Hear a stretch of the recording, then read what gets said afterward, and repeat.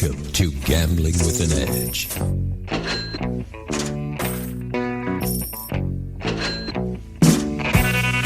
now, here are Bob and Richard. Good afternoon. Welcome to Gambling with an Edge. I'm Bob Dancer. And I'm Richard Munchkin. Today, our guest is Michael Shackleford, the Wizard of Odds. He's talking about the new version of his book, Gambling 102, among many other subjects. Mike Shackleford, welcome back to Gambling with an Edge. Thanks for having me back. All right, so Gambling 102 came out a number of years ago. How is the new book different than the old book? Well, I'm proud to say that the book was completely rewritten. The only thing that stayed the same are the 10 Commandments of Gambling.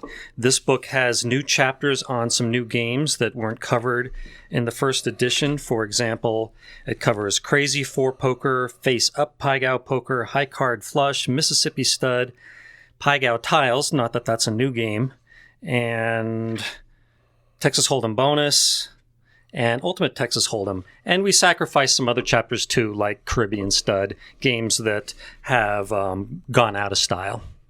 So why not change the title to 103 or something else? Well, the premise behind the title is that there are so many books on the shelf at an introductory level for casino gambling, and my book strives to be a level above that. It's for the player that already is familiar with the rules of the game and probably has some experience with it, and it's just trying to up his game a bit. Now, I haven't ruled out writing a Gambling 103 that would be more of like a James Grosjean kind of book that would really get into depth with games and advantage play and things like that. But at this point, no one has asked me to write such a book. And I'm sure many people would specifically not want me to write it. I can't imagine someone asking you to write a book. I've never had someone ask me to write a book. Most people, I think, write the book because they want to write it. Yeah, as was the case with this one. No one ever asked me to, and it was very difficult to get it going. I've actually been asked to do the third version of my video poker sex novel. I have been asked to. Yeah. One person. I think I was here when. Oh, no, it's much bigger than that. It's at least two. Well, I would certainly be happy to read it. Can you give the listeners a taste of what might happen after? This is a family show. Yeah. Hell. No, I have no clue. I have not thought of. I've had a number of people suggest where I should go with it. The last one was written like 15 years ago. So maybe we'll put them with walkers into an old folks' home and have them pay full pay deuces. I don't know what we're going to do. They could be bingo advantage players. All right. So I'm not, that one's not in the works at the current time, but who knows? All right. Now, sports betting. How is, sports betting is a lot different now with a lot of new venues and stuff. How is the new version of sports betting in your book different than the old version? I completely rewrote it. With sports betting, things get kind of outdated quickly. So all the data in my sports betting chapter is up to date, up to the time of the writing. And it takes an angle kind of like sharp sports betting, like by Stanford Wong, where it's written towards the sharp bettor that doesn't handicap. And it's looking to show which is the good side of games to bet, underdog or favorite, home or away, and it looks at football, the NFL, Major League Baseball, and basketball, and it cuts things different ways. It also talks about teasers, parlay cards, and just gives general advice for sports betting. Is the information in the book similar to what's found on the Wizard of Odds website, or is it not? Well, to be perfectly honest with you, I think everything in the book can be found on my website somewhere, but here you have it all in one nice little small book, all the basics. It doesn't have all kinds of appendices and go into great depth of stuff like my website does. All right. So how is video poker different in this book than it was in the old book? Well, I might be covering some of your ground here with video poker, but What I endeavored to do with my video poker section is simply list lots of different games and different pay tables that you frequently encounter and what the return is, so that the recreational gambler may not remember what is a good Deuces Wild pay table, but if they have this book, they will immediately know the good from the bad, say Deuces Wild pay tables, as well as a whole host of other games. And it also gives a basic strategy for 9-6 jacks or better, and NSU deuces, and it talks a lot about player reward programs. So yeah, that is the gist of the video poker section. Now, Can we stop just a second? Hold on. how about video Keno? Anything new on that? I am proud to say that, as far as I know, this is the first coverage of video Keno in writing. And much like the video poker section, what it does is it breaks down the different games like regular spot Keno, triple power Keno, Cleopatra Keno, caveman Keno, extra ball Keno, and so on. So no matter what the game, it will list all the major pay tables that you might encounter out there and indicates the return. So much like the video poker example that I just said about what is a good or a bad Deuces Wild pay table, this will tell you for any common Keno game what is a good, what is a medium, what is a bad, say, caveman Keno game. What is the best return you can get on any Keno game? That's a good question. So my book will show you that it gets about as good as 94%, sometimes a little bit more, but I don't think I've ever seen anything. Wait, here's one. Here's a pick 8 pay table at 90. No, that's, yeah, here's one at 94.81%. That's about as good as it gets with video Keno. And do you happen to know what they rate Keno at as The Theo? the Theo? No. No clue? No. And how bad does it get? Oh, it gets pretty bad, down to about 85%, like what you might find at the Las Vegas airport. Huh. So, I mean, my advice for Keno players would be really simple. Just don't play it at all. But if you must play it, at least this will teach you a good pay table from a bad pay table. Yeah, no, I'm just thinking, like, if the return... If the house edge is anywhere between 5 and 15%, if they were rating it at 10% Theo, and you're playing a 5% game, well, that obviously would be a good thing. I Right? think they probably rate it the same way they do reeled slot machines, because they have a very similar return. Okay. Well, good luck on your new book. You were at the Resorts World. Wait, before we move off the book, I just wanted to ask about Pai Gow Tiles. You decided to cover Pai Gow Tiles? Yes, I kind of had to beg my publisher, Anthony Curtis, to put in a Pai Gow Tiles chapter. I heard of Anthony. And he probably wasn't crazy about the idea, because there's not too many Pai Gow Tile games out there. And I think... Well, there are in the card rooms in California. That is true. That is true. Here in Vegas, though, the number keeps getting less and less.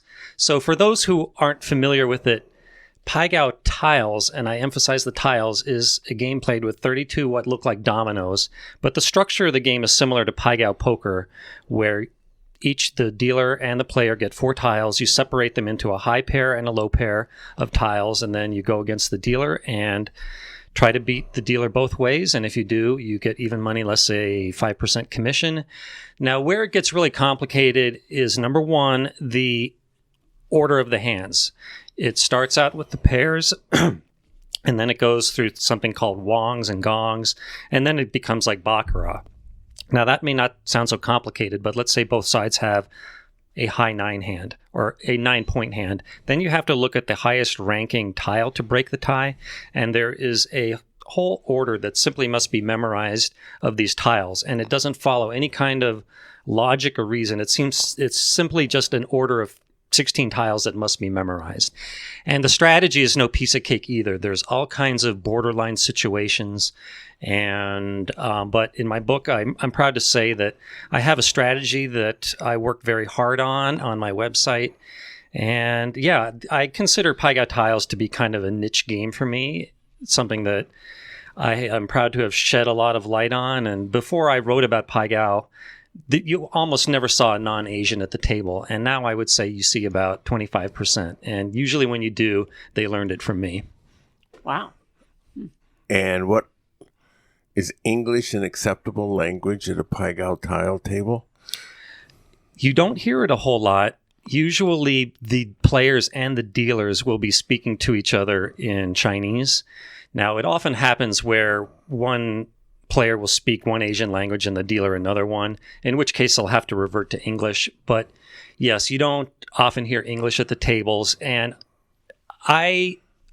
if I were to sit down at a table full of Asians, they're probably not going to like it.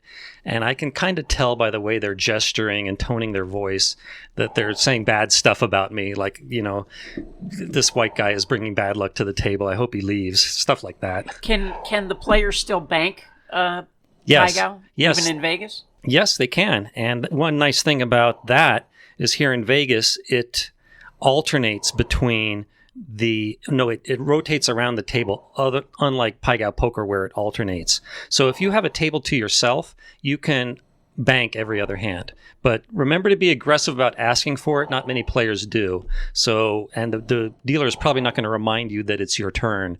So, yeah, be forceful about invoking your right to bank when it's your turn. And can you get an edge banking? No, it's just about a break-even game when you're banking.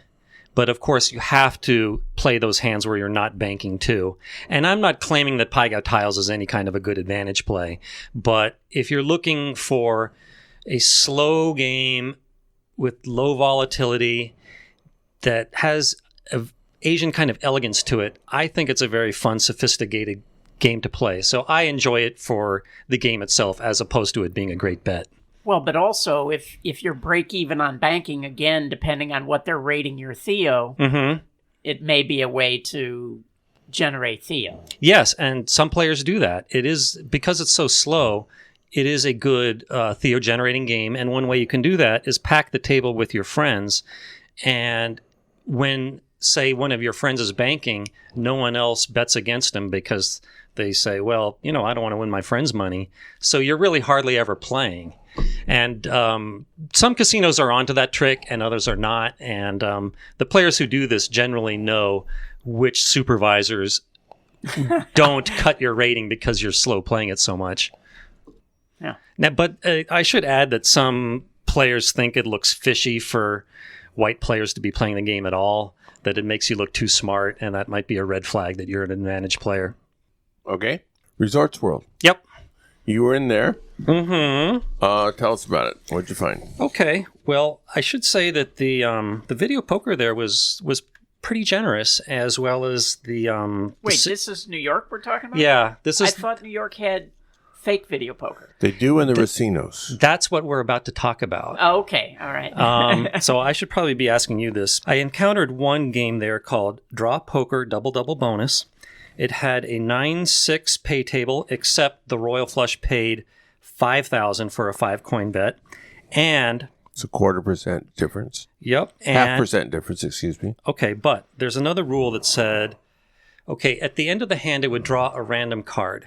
And if that random card dealt from a separate deck matched the card in the 5th position, then you got a bonus that could be any of the wins from jacks or better all the way up to a Royal Flush. Mm-hmm. So there would be a 1 in 52 chance of getting this bonus.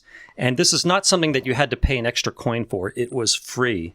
So before we consider that bonus, if we assumed a random game, the return would have been 99.52%. And then if you add 1 divided by 52, assuming you always got the lowest award. 99.52 with the 5,000 coin Royal? It's 99.54 with a 4,000 coin Royal. It's about 100% even with a 5,000 coin Royal. I thought 9-6 double-double bonus was... Oh, I'm sorry. I was going jacks. Never mind. Okay. 9-6 double-double starts out as 98.98. Right. Okay. Okay. So, yeah. So if you add 99.52 plus 1 divided by 52, you get 101.44%. Uh-huh. So you might be thinking, well, this is a great bet. But there's a tiny little sign on the machine that says, lottery game, results not affected by elements of skill. Uh-huh. So So you were at a casino. Yes. So okay. This is a 94% game, folks. Well, perhaps you know more about it than I do. Well, yeah, the games are set by the taxing commission in New York. This is the way they balance their budget, and they tax somebody else's vice. And apparently, there's no video poker players among the New York state government.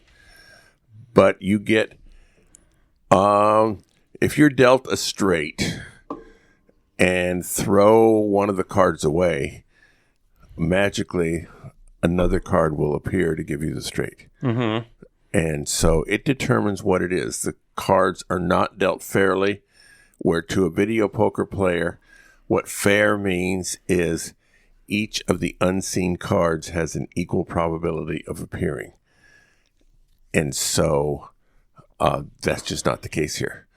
It is definitely a biased deal.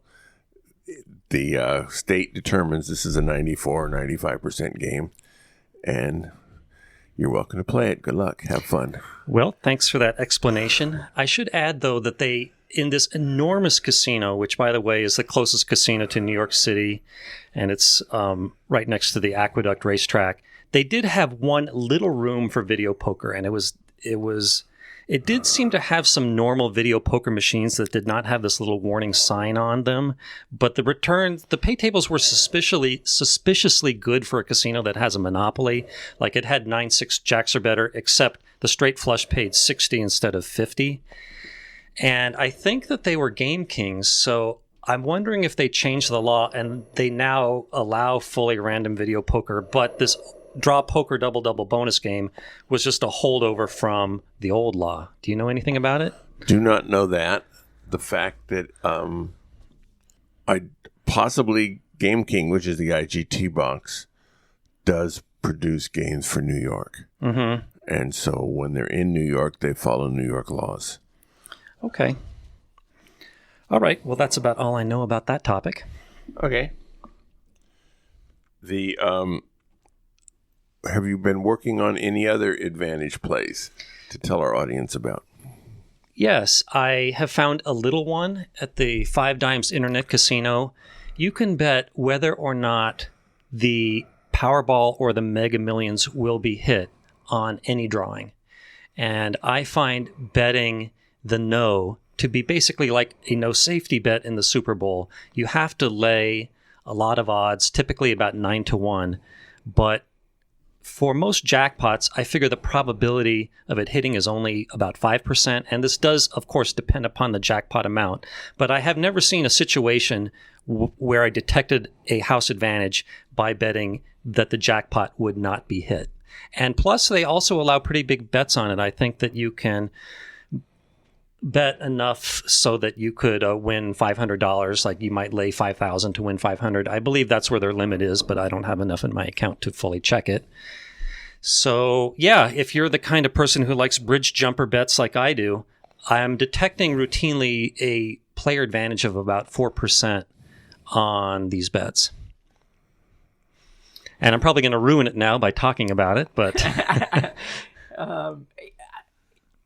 We didn't talk to you about this before you came on, but have you looked at predictit.org? No. So, you might like, because you like bridge jumper bets. So one of our sponsors is now a site called predictit.org. Mm-hmm. And it is a betting exchange for the elections. Mm-hmm. Not just ours, but you can bet on foreign stuff too, like Mm-hmm. will Brexit happen and, all these kind of things. Mm-hmm. So because it's an exchange, there are often big advantages, but on things that aren't going to be decided until November. Mm-hmm. Will Hillary Clinton be the next president, Mm-hmm. and maybe she's trading at 5 on a $1 contract, right? So you're laying 95 to 5, but that's probably a big edge if you're willing to tie up your money until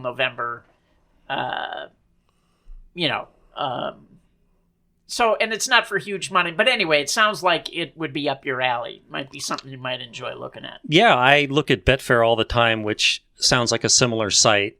And I always bet thousands and thousands of dollars on every presidential election. And I always look at Betfair to see what are the going odds. And then I try to get better odds just among my friends. Right. Well, and Predict It is legal. And for our listeners, they have a $20 match on your first deposit. And are they U.S. player friendly? Yeah. Can absolutely. I deposit in Bitcoin? No, I don't think so. I love Bitcoin. Yeah. But getting back to the lottery, you might ask, Mike, how do you set a fair line for these odds? And I have looked at ticket sales by jackpot amount for every single Powerball and Mega Millions lottery.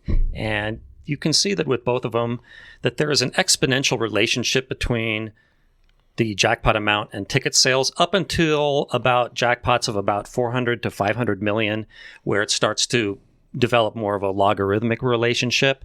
And on my website, I have what I call the lottery ticket sales calculator, where you can simply put in the jackpot amount, either click on Mega Millions or Powerball, and it will give you the estimated ticket sales, what is the probability of somebody winning, and the expected number of people winning. And that's what I use to determine what is a fair line on nobody hitting the jackpot. And like I said, I'm always perceiving value on no winner. Unfortunately, I just lost that bet on the last Mega Millions. Someone hit it. Well, you're going to. I bet a lot of no safeties in Super Bowls, and there was that run of something like 7 years where there were 4 safeties. Yep, there were 4 safeties in 6 years. And of much course, to my chagrin. Also 4 safeties in 26 years. But we just got that great period. And if you're going bridge jumpers and you have something like that, and you're betting for significant amounts, that can dampen your ardor a bit. Well, the good thing about with the lotteries is there are 4 drawings every single week, so you can average things out better than with the Super Bowl safeties. Now, Harley Davidson. You've been writing about that a bit. Is there anything you can tell our listeners without being stoned by current advantage players? Well, yeah. It's dying, for one. I mean, they're taking it out, lots of places have taken that game out. And yeah. I don't think because of advantage play. That's true. It's difficult to find games anymore. I think the Four Queens has several of them. But the gist of that game is that there are these meters that accumulate free games. And there's the small meter, a medium meter, and a big meter. And every time the player gets a certain symbol on the reels, it adds a free game to one of the meters. And when a particular event happens, the player will win one of these meters and get that many free games. And if there are enough free games banked in these progressive meters, and it quite clearly shows right there on the main sign how many free games are in each meter, then it becomes a positive bet. And my website explains exactly the formula for how many free games you would need in each meter to have an advantage. Wouldn't that depend on what they have the payback set to? Yes. And I think I assume a payback of a low one. I don't remember off the top of my head, but I would probably assume 90%. And so, yeah. And so you're going to have to use a little bit of judgment with that. If you were playing at the Venetian, it's probably set lower than, say, the Four Queens. But But I know a lot of players just troll around going to every known Harley Davidson machine and seeing if there are enough free games in the meter. And if there are, they just play it until that meter hits. And like I said, there's plenty of information on Wizard of Odds about all the details. You also see many players complaining about how long they got stuck on a particular Harley Davidson game waiting for it to hit.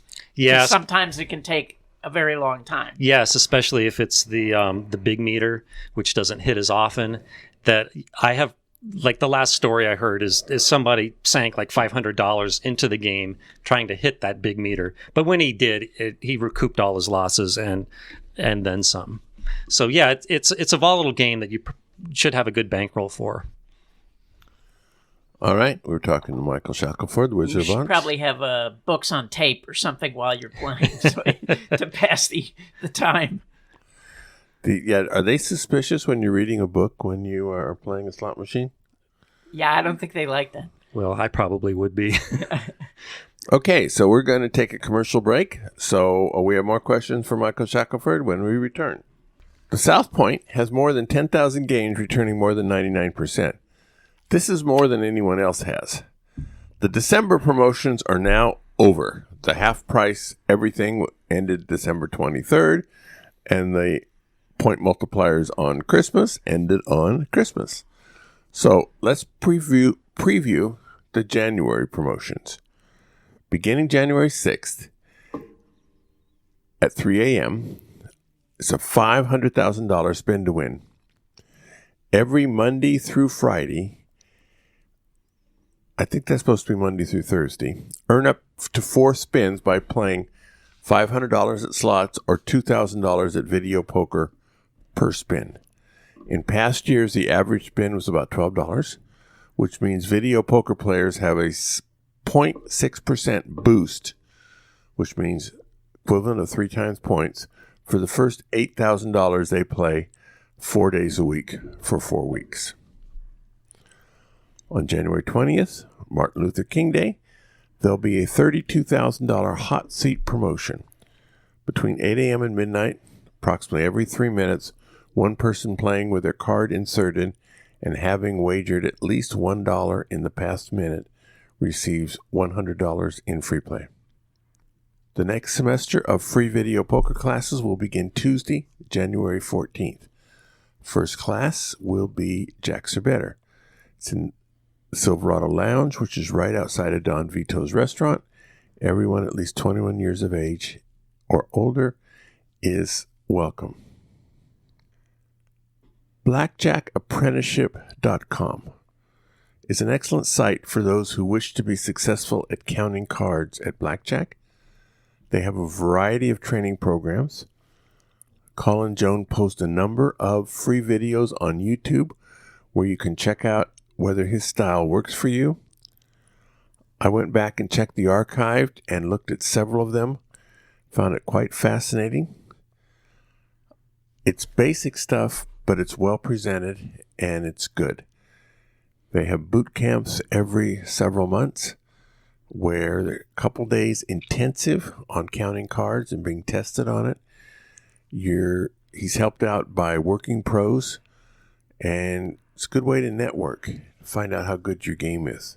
It's not cheap. It's usually $3,000 for the weekend, but players who've been through it and want to become good at counting cards at blackjack say it's worth it. At videopoker.com is the best place to play lots of games. If you sign up for the gold membership, $8.95 a month or $79.95 a year, this allows you to get correction on most of the games.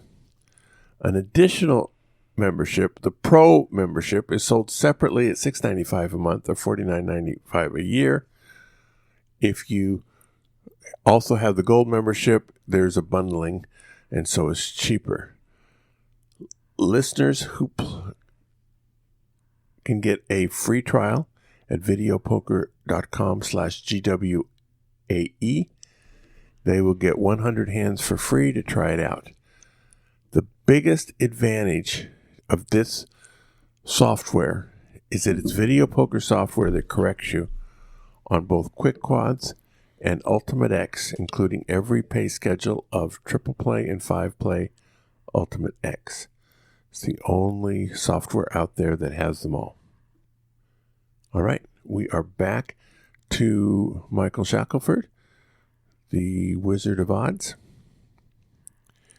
Oh, I just want to briefly interject that I talked about predicted.org and that $20 matching bonus.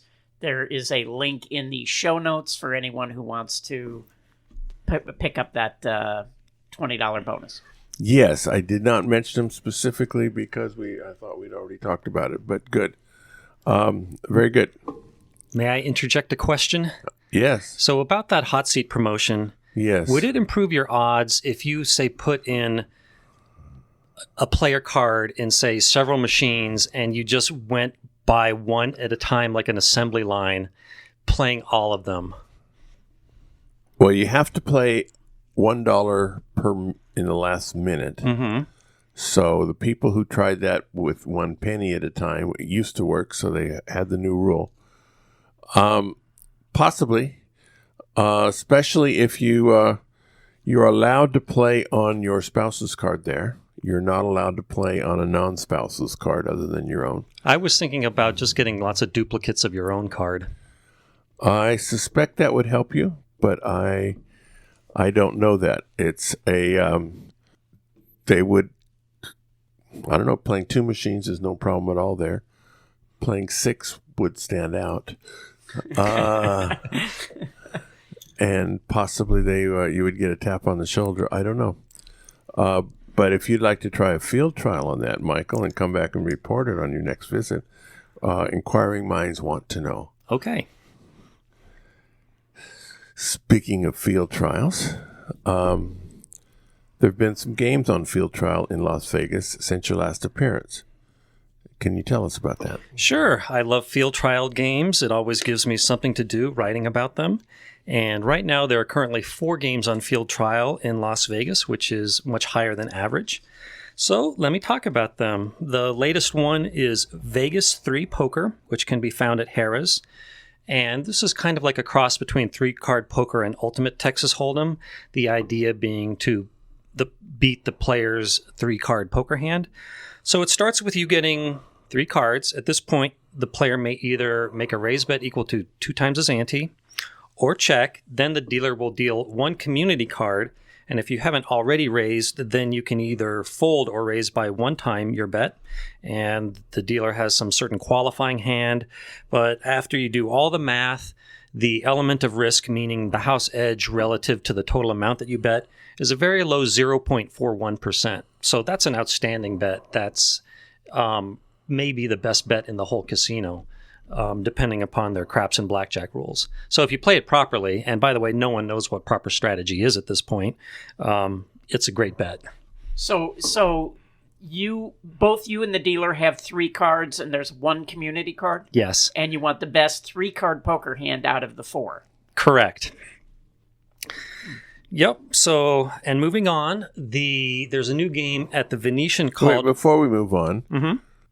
So you and the dealer share 3, and there's only 1 different card. So you get your own, the player and the dealer get your own 3 cards plus a community card. Oh, so you share 1 card with the dealer, and Yep. you have 3 individual cards. Okay. Correct. That sounded backwards of what Richard said. Are you planning on working out a strategy on that? My website indicates which hands you should make the big raise on, but I have yet to look into the small raise or fold decision, which I'm sure is very complicated. Well, and the other thing is, until the game actually gets approved, so many of these games show up for a short trial and then are never seen again. So I don't know how much work you'd want to put into a full analysis when... Yeah, that's exactly how I feel. I'm not going to analyze this game to death when it may never see another placement after this one. Uh-huh. But given it is a 0.4% against the player, Mm-hmm. it makes sense to go in and play it to encourage them to keep the game going. Yes. Well, that's always the question is, do you kill it before someone else does and it dies quickly, or do you hope that it gets traction and shows up in multiple placements, Mhm. right? I mean, if it were a game that could be beat. I would just take it down. But, Yeah, that's usually what most people would do.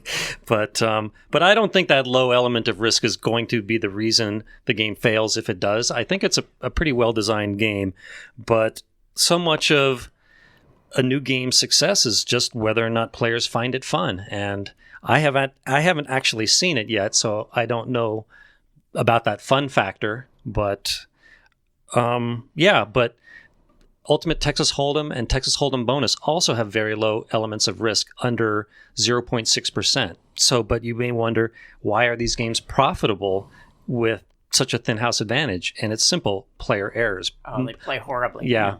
Yes, absolutely horribly. I think the player errors probably add at least 2% to that. All right, so that's 1 out of 4 games.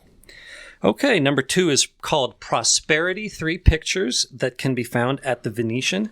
And this is simply a Baccarat variant where first you look at the number of face cards in your hand, and if you have more face cards than the dealer, then you win. But if you both have the same number of face cards, then it comes down to the point values, and it's scored the same way as in Baccarat. But there's no drawing rules. Both the player and the banker hand get an automatic 3 cards, and you can't bet on either side. You can only bet on your own hand, and every player has his own hand. How many players at the table? I think it's 6. So 18 cards on the player side? Yep. And it's Is an ace considered a face card? No, only jacks, queens, and kings. So the 1, 0, 10s are not considered a face card. But bottom line there is a house advantage of 2.60%, which is way higher than Baccarat itself. So I can't recommend that game, but nevertheless, it's out there. And you may wonder, where does the house advantage come from? Because the rules are balanced with the player and the banker hand. It's that if the player wins with 6 points, he's only paid 1 to 2. So, any comments, questions on that one? No. Go ahead. Number 3 is called Jackpot Hold'em. That can be found at the Harrah, formerly known as the SLS. And this is like Ultimate Texas Hold'em, except the big raise can only be 3 times the ante, not 4 times. But the dealer will expose one of the flop cards before the player needs to make that big raise decision. And all things considered, those 2 things roughly offset each other for an element of risk of 0.65%. And I find most players are very hesitant to make the big raise anyway. So I think that players may actually get more out of this game, given that they're probably hardly ever making the big raise. But here they're getting one more card of information in making that big raise decision. And so you're saying bad players get a bigger... Yeah, bad players would do better at it than in regular Ultimate Texas Hold'em is what I'm contending. So if you like Ultimate Texas Hold'em but you don't know how to play it, then this might be a good game for you. So not knowing how to play doesn't hurt you as much. Maybe. And so any other questions on that one? Nope. Okay, finally is... These are all only in one place, each of these games? Yes, that's the way the field trials in Nevada work. Is it's just at one place for, I think, 60 to 90 days, and there's very strict rules about it. And it's very strictly only at this one location per game. So finally is Paris Poker at, of course, the Paris. And this game is kind of like Caribbean Stud, where both the player and the dealer each get 5 cards, and there's a fold or a raise decision. But the humdinger to this game is that both sides may exchange their worst card for a joker. So there's going to be a lot more premium hands in this game. So, for example, if you had 4 to a flush, you could discard the offsuit card. It becomes a joker, and there you have your flush. So, right. Or if you have, say, a pair of kings, you can discard your lowest card, and now you have 3 kings. Absolutely. Huh. So the element of risk there, I get... Do you have to discard? If you're dealt a royal flush, do you have to throw it away? That's a good question. And turn it into straight flush by throwing away the ace? I think you're not... Gosh, I would have to go to my site to remember. Wait, if you throw away a card and get a joker, you still have a royal flush. Yeah, that's a good point. Is it a wild royal, or it depends on... No, all royals are the same. There's no penalty for a wild hand. So the element of risk on that one is 2.03%. So much higher than Jackpot Hold'em. and Vegas 3 poker. So Vegas 3 and Jackpot Hold'em are the two I recommend. So, where does the house edge come in on this game with the 5 cards and the wild card? It's, again, a qualifying rule, and I don't remember where it is, but if the dealer doesn't have at least a certain hand, then the ante will automatically push, and you're only betting the raise. So that's how a lot of these poker games have a house advantage, is either the qualifying rule or you're forced to make a bad bet like the blind bet in Ultimate Texas Hold'em. All right. Thank you, Michael Shackleford. You're welcome. Thanks for having me back. We normally have recommended at this time of the show. We actually have more things to be recommended, so we're taking more time with it today. So I'm going to start off with you, Richard. What is your recommendation? Well, first of all, I want to say that one of our listeners sent in, they got inspired by our recommendations and sent in their own recommendations. Uh-huh. Now, one of them was I had recommended a Planet Money episode last week, and he sent in a link to his favorite Planet Money episode, which I put on Twitter and on Facebook. So that you can find there. It's about index funds.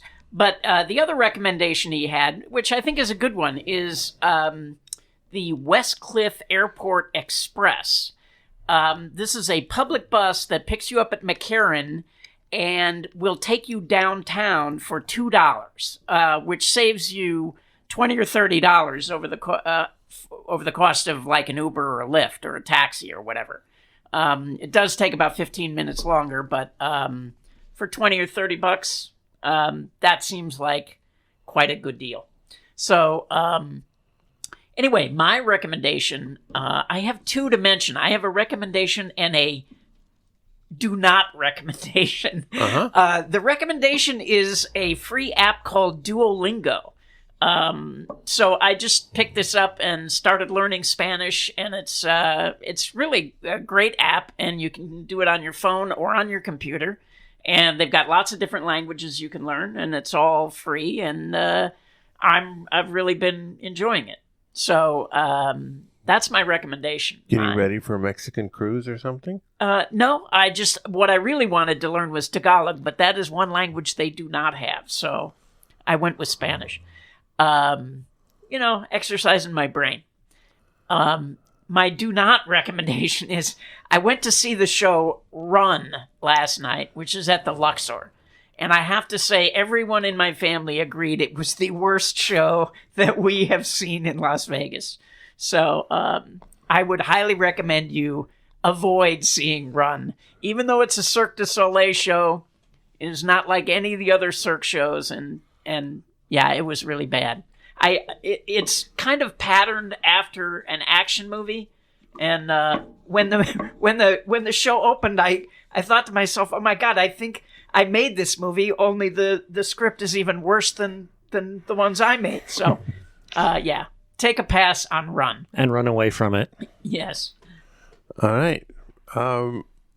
Mike, you said you might have a recommended for us. Yeah, speaking of shows, I recently saw The Magic of Jen Kramer at the Westgate, and I really like this show. I am kind of an amateur magician myself, so I try to see all the magic shows, but I really love this show for Jen Kramer herself. She's a very cute young woman, graduate of Yale. She's very engaging of the audience, very sweet. If I were 25 years younger and single, I think I would fall in love with this woman. Now, the magic itself was mostly tricks I had seen before and knew the secret behind them, but nevertheless, I'm sure I could watch her show over and over, and it's just the way she delivers these tricks that I find so natural and engaging of the audience. And tickets for it are quite cheap. I think that they probably have difficulty filling up the showroom. I got my tickets at one of the websites, I think half-price tickets, and I got VIP tickets for $25 each. So, oh, wow, that's cheap. And after the show, she meets with the audience and poses for pictures, and they don't shake you down to buy pictures or, buy something to meet her. You know, anyone can do it. She's happy to meet anyone. So yeah, and it's super family friendly too. So if you're looking for something you can take your grandmother to, you would be totally safe. By the way, speaking of magic, Teller of Penn and Teller is in the hospital right now. He had back surgery. So the show at the Rio at the moment is called Penn and Friends, while Teller is out. And so he has Matt King with him, and then he's also going to have Piff the Magic Dragon in with him. So, I haven't seen them together with Penn, but they're all great. And Matt King's show is one that I recommend to people all the time. So, anyway, if you're into magic, that's another one you might want to check out. Very good. Yeah, sorry to interrupt you. I was going to say I think that's a great suggestion, because I've seen Penn and Teller twice, and although they do mix up their show from time to time, I think it would be a fresh thing to see some different magicians there. And I certainly wish Penn a quick recovery, but Teller is the one recovering. Yeah. So, yeah, just my 2 cents. So he, for those of you, Peller's the one who doesn't speak, but he actually can speak, and so he could say "ow" when it hurts. Yeah. Okay. My recommend is Al's Oyster Bar at South Point. I have fallen in love with their pan roast. I have no idea what a pan roast is, but I love it there. For bargain searching people, they from until they open like 11 a.m. to 2. It's they have a variety of lunch specials for under $10. If you're a senior on Monday, everything is half price if you use your points. So you get a filling meal for $5 if you're a senior and have points. So that's a good deal. So thank you again, Michael Shackleford. Thank you, Richard. Go out and hit lots of royal flushes, everybody. Good day.